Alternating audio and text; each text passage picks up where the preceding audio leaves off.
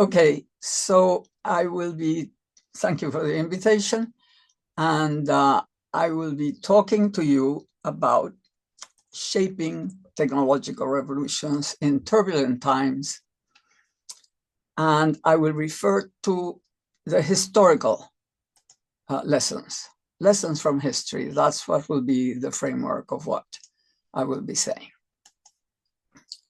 So I will cover 3 points: what is and is not a technological revolution. Then how do technological revolutions propagate and how are they shaped? And finally, I will take a look at the road ahead for China and the West and wonder if what we have ahead is a global golden age for the information revolution.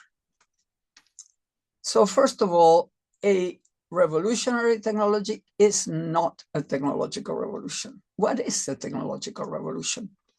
It is a set of interrelated and interdependent revolutionary technologies and technology systems, including new and dynamic products and industries, as well as a low-cost input, like now we have chips and data, and before we had oil, and before that steel, and before that coal, and so on. And a new infrastructure, like we now have internet, and before we had roads and electricity, and before that we had ships and transcontinental railways, etc., and so on. And it is also capable of reducing the cost and increasing the productivity of every single sector of the economy, leading to a complete paradigm shift, a complete shift in common sense for technology and for business and for the economy and even for organizations, and requiring a major reorganization of the whole socio-institutional framework. A revolutionary technology is a major scientific and technological breakthrough with the capacity to transform many sectors of the economy and society and of creating new technology systems. It follows and strengthens the paradigm of the prevailing revolution and acts as an integral part of it. I guess you have all guessed that I'm trying to distinguish the revolutionary technology that AI is from the information revolution to which it belongs. So each technological revolution involves several revolutionary technologies in powerful synergistic interdependency. So let's look, for instance, at plastics, a revolutionary technology with its many systems. So we have successive systems downstream, consumer durables, industrial supplies, all of those, plus successive technologies upstream, injection, compression, blow molding, everything to be able to use the plastics, and assembly, measuring and control instruments, lubricants, etc., etc.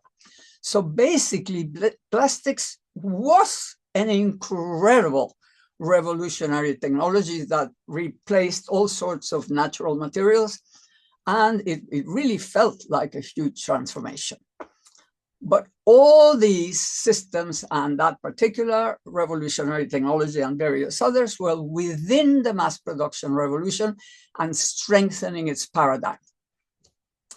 So the previous revolution, the one that plastics belonged to, was the mass production revolution from 1913 with the moving assembly line to exhaustion in the 1970s. The whole of the stagflation we had in the 70s and all that is because that revolution was dead. It was spent, no more productivity, and that's why it had to globalize. Everybody got out of the countries where it was expensive, looking for low-cost labor or whatever, because they could no longer increase the productivity of mass production.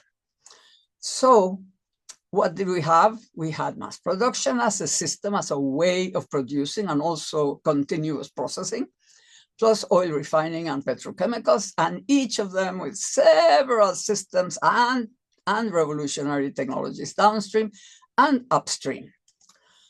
So the current information revolution is still exercising modernization and creative destruction on those systems and networks while creating new ones.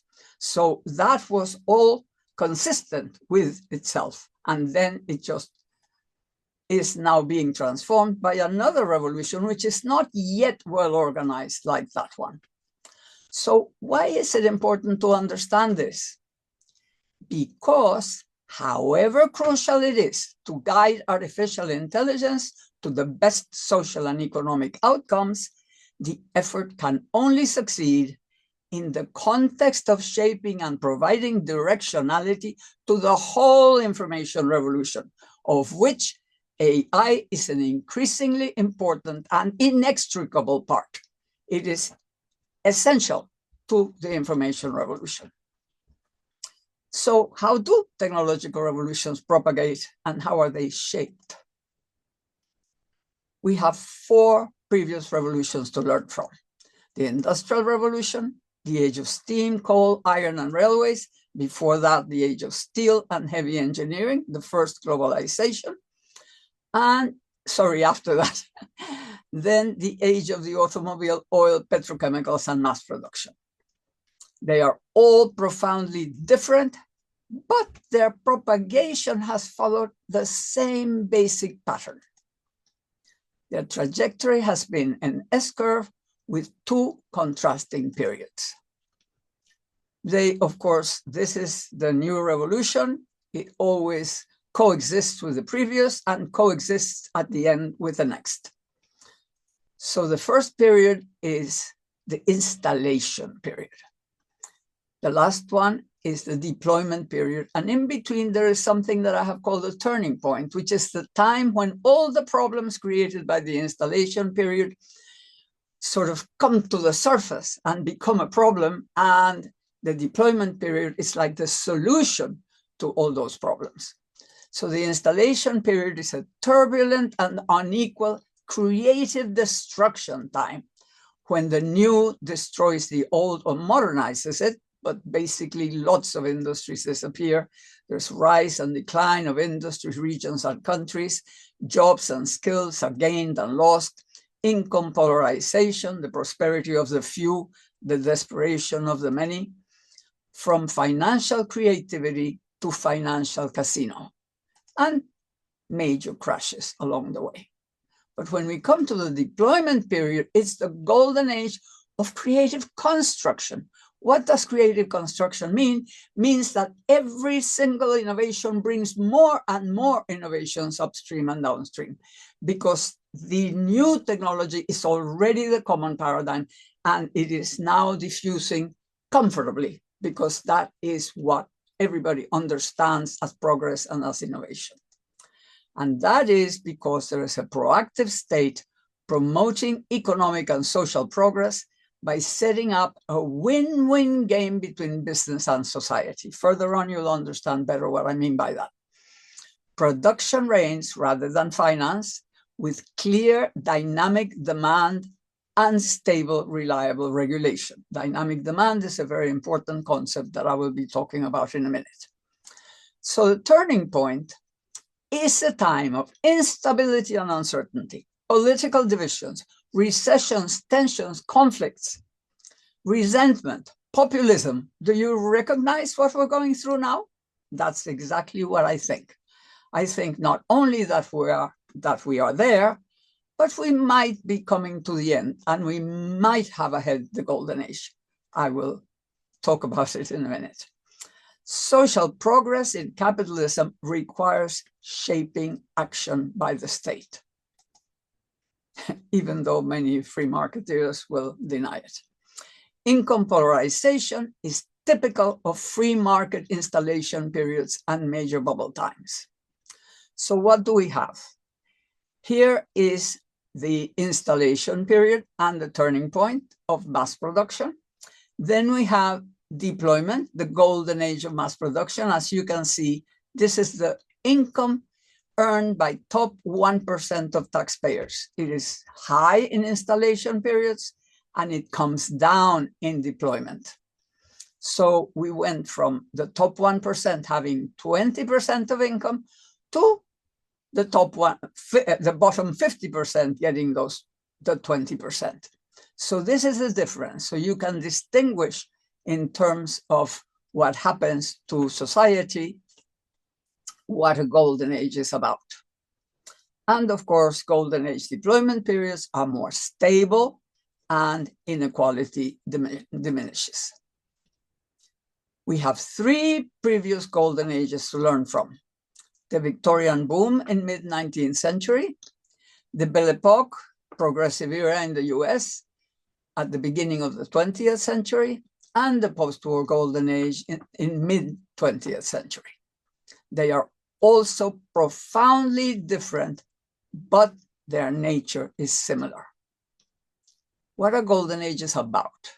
They are about the perception and reality. Notice, it's the reality, but also that people feel it, of three advances: social progress, resulting in social peace due to the constant improvement of a significant new portion of the population becoming a middle class. It's the feeling that there's a whole, that everybody's sort of moving up in social progress. Economic growth based on guaranteed and increasing dynamic demand. Dynamic demand, I will explain in a minute, for the core economic sectors with the new technologies. So the core economic sectors face demand that grows with them and on the multiplication of opportunities for business up and downstream, which is what I've called creative construction. Social justice. It's based on increasing rights for a greater proportion of the population and social trust in the fairness of the system. It's a feel-good time. People feel, in fact, the French call the post-war boom les 30 glorieuses, the glorious 30 years, because that's how it felt. Each time the advances have been achieved differently, of course, because they respond to the context, to the conditions left by installation, and to the nature of the paradigm. The issue of dynamic demand is crucial for golden ages. It is not just quantitative, like the Keynesian notion of aggregate demand, nor does it respond to J.B. Say's idea about supply creating its own demand. It doesn't exactly happen like that. It is demand that responds to the nature of the new technologies and grows at the same rhythm as the potential production capacity of the core industries of the technological revolution.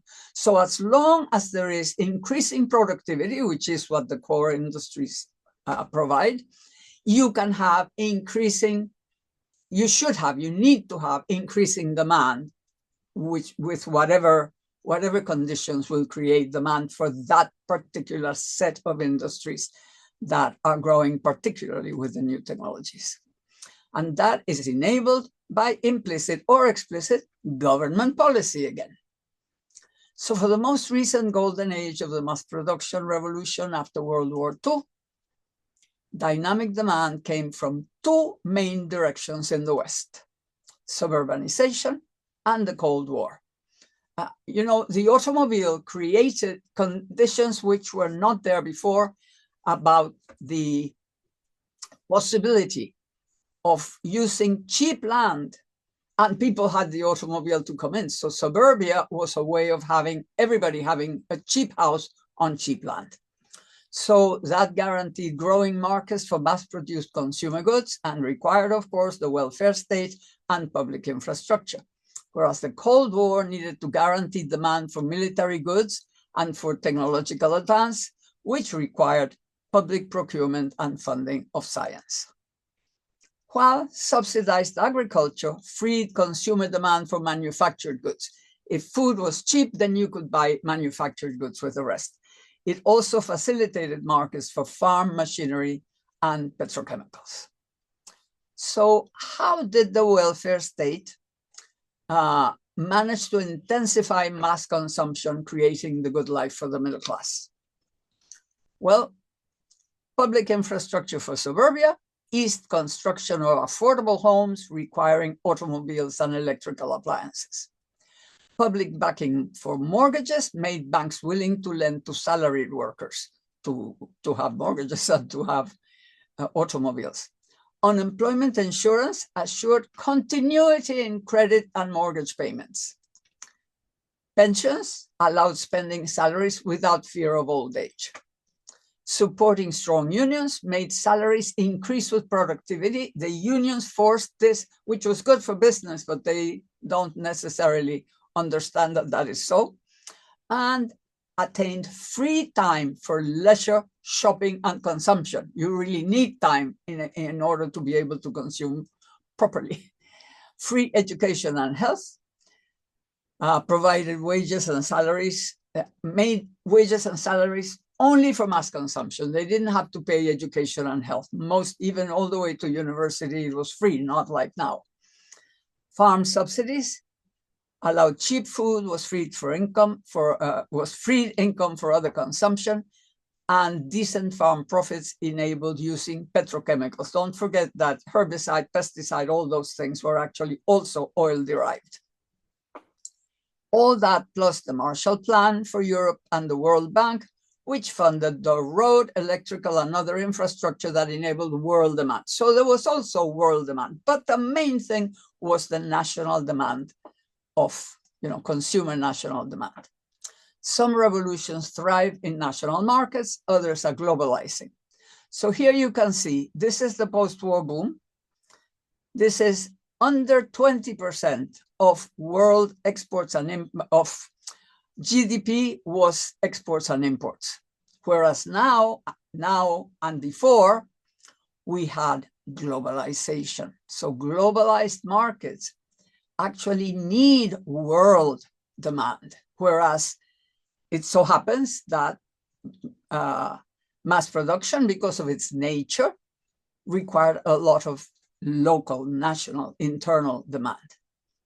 So, and that's how, and it's visible how it happened. As soon as this revolution began spreading, internal demand became more important. And now we're on the opposite way.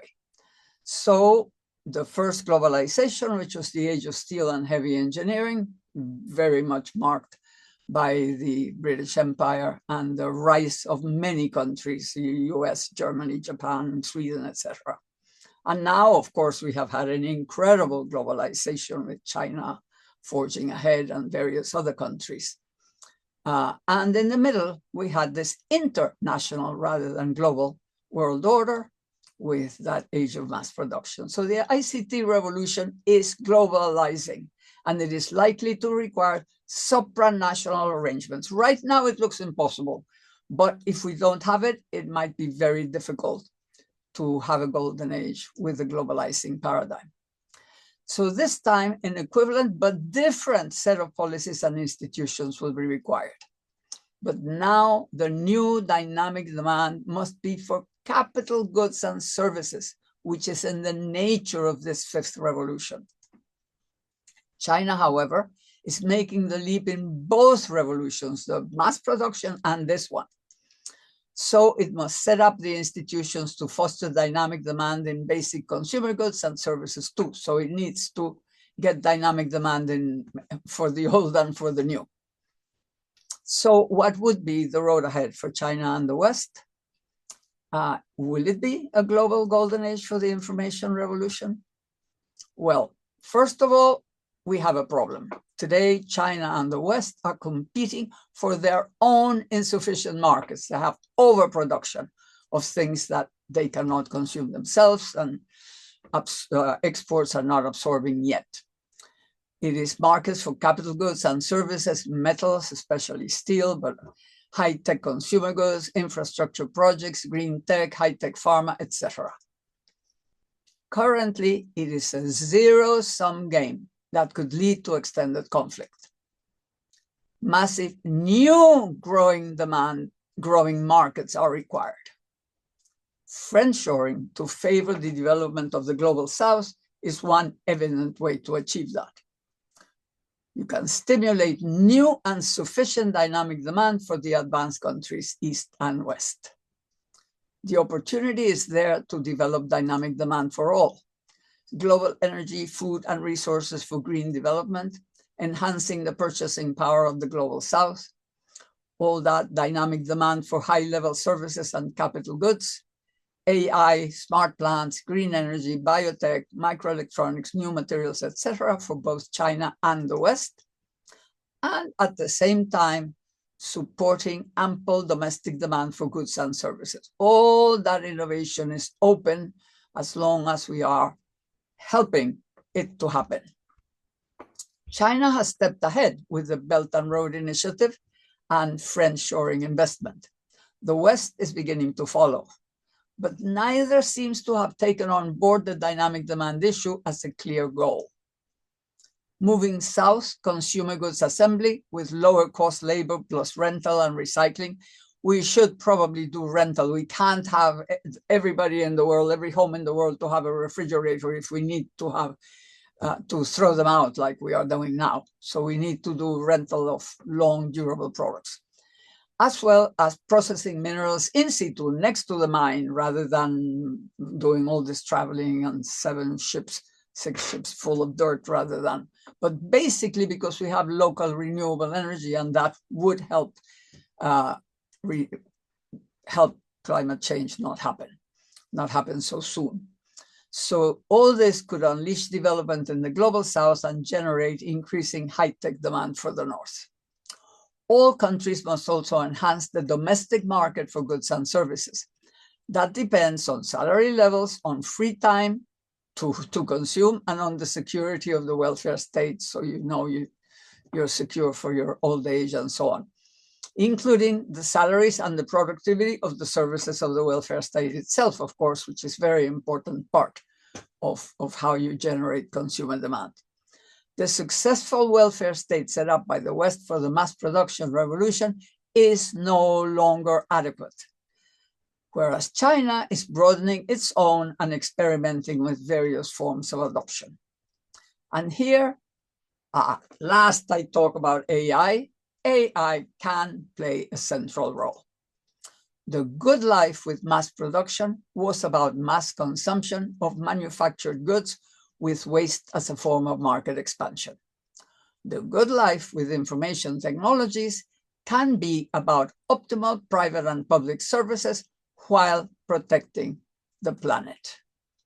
A whole new world of innovation in government and social services, health, education, longevity, food production, sustainability, etc., is ready to be created in all countries with the help of artificial intelligence.